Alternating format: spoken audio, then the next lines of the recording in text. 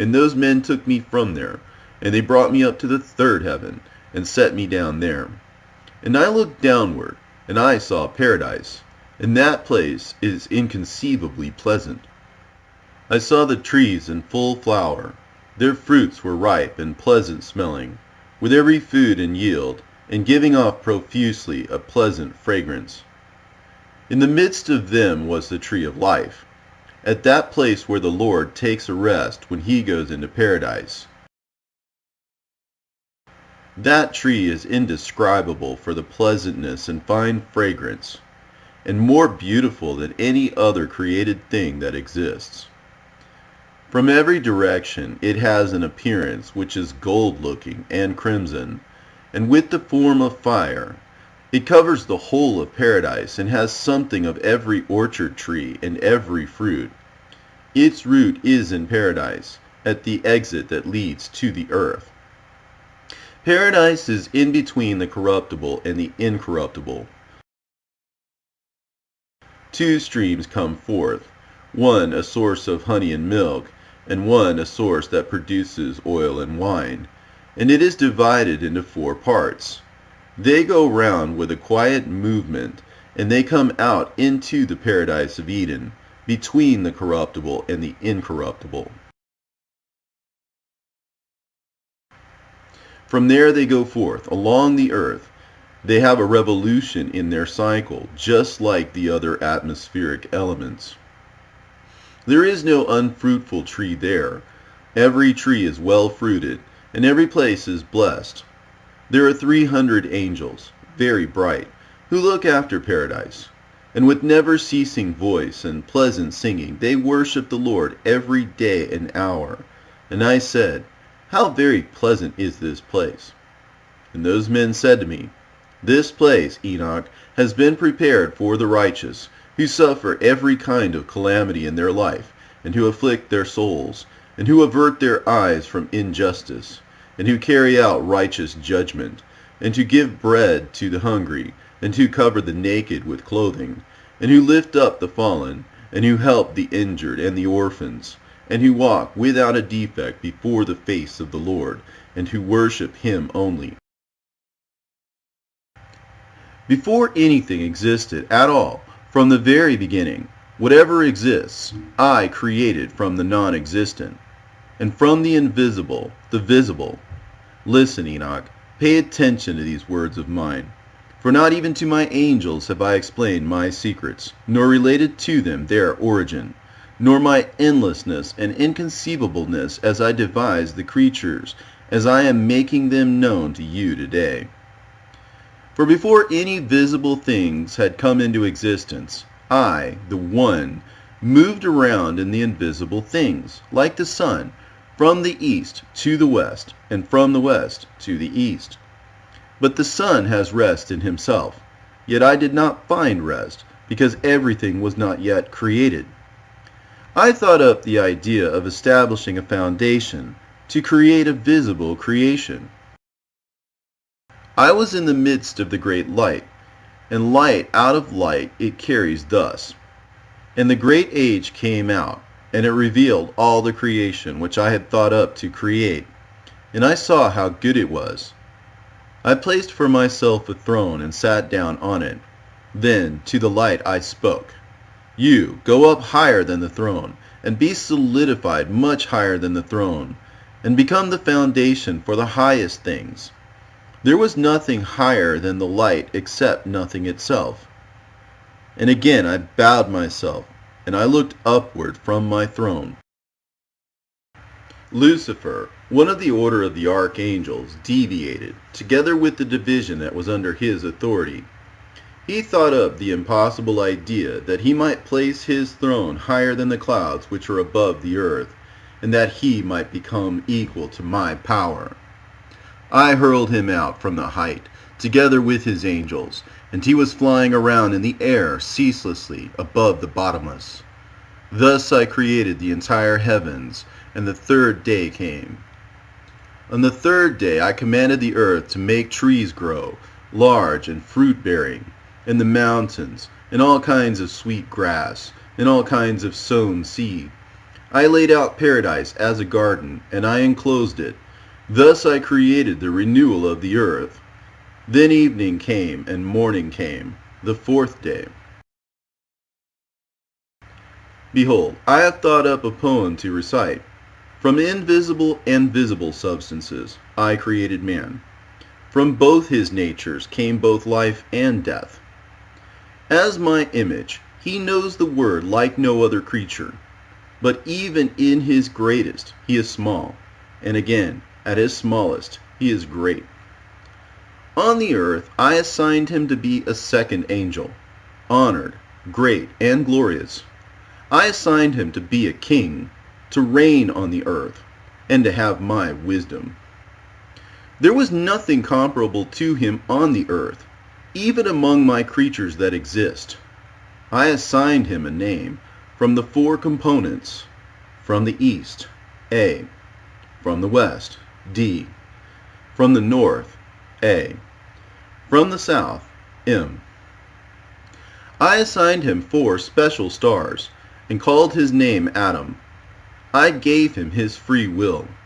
I pointed out to him the 2 ways, light and darkness.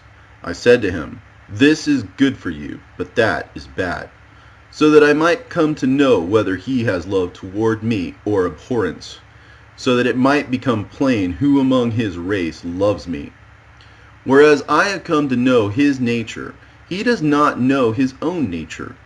This is why ignorance is more lamentable than the sin, such as it is in him to sin. And I said, after sin there is nothing for it but death.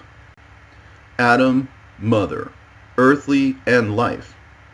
I created a garden in Eden, in the east, so that he might keep the agreement and preserve the commandment.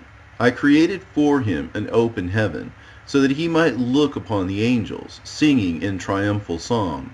The light, which is never darkened, was perpetually in paradise.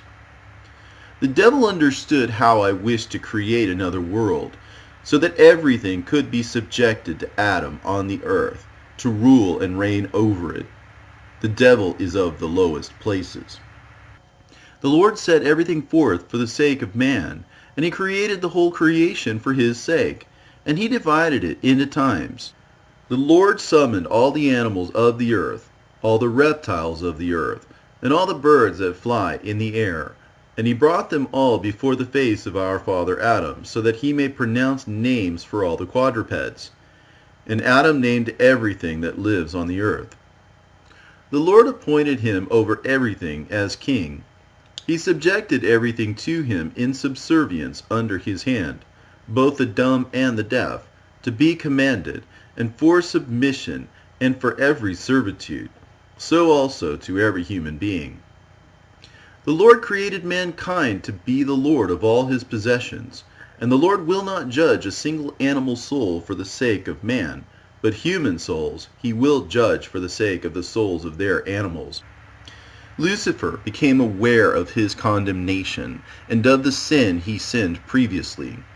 This is why he thought up the scheme against Adam. In such a form, he entered paradise and corrupted Eve, but Adam he did not contact. On account of her ignorance, I cursed the ground and the serpent. I did not curse mankind nor any other creature, but only mankind's evil fruit-bearing. This is why the fruit of doing good is sweat and exertion. Now, Enoch, whatever I have told you, whatever you have understood, whatever you have seen in the heavens, whatever you have seen on the earth, and whatever I have written in the books by my supreme wisdom, all these things I plan to accomplish. I created them from the highest foundation to the lowest, and to the end. There is no advisor and no successor to my creation. I am self-eternal, not made by hands. My thought is without change.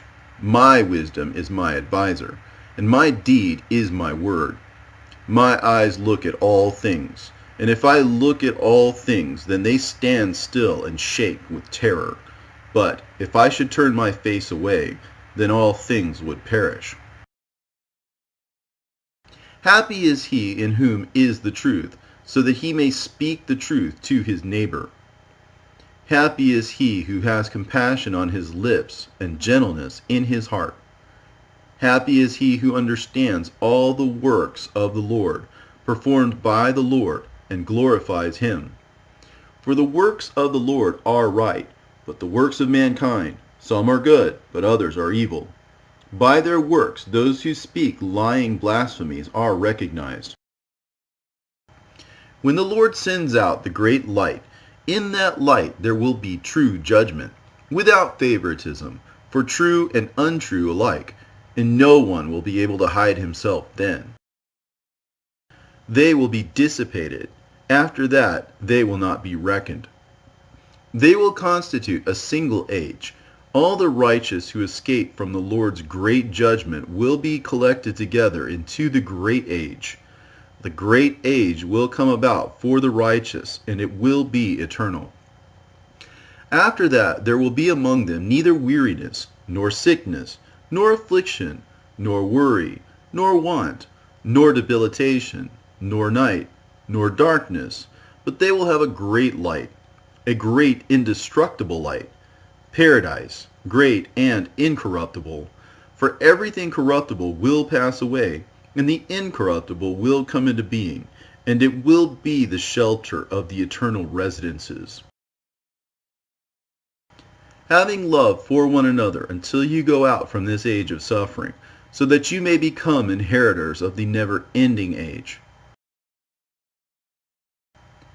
How happy are the righteous who shall escape the Lord's great judgment, for they will be made to shine 7 times brighter than the sun.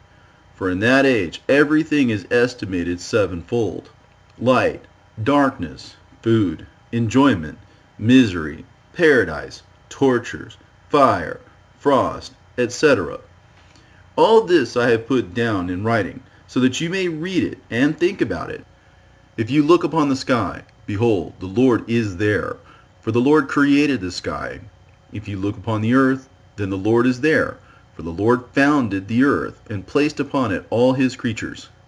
If you contemplate upon the depths of the ocean and on all that is beneath the earth, then the Lord is there, because the Lord created all things.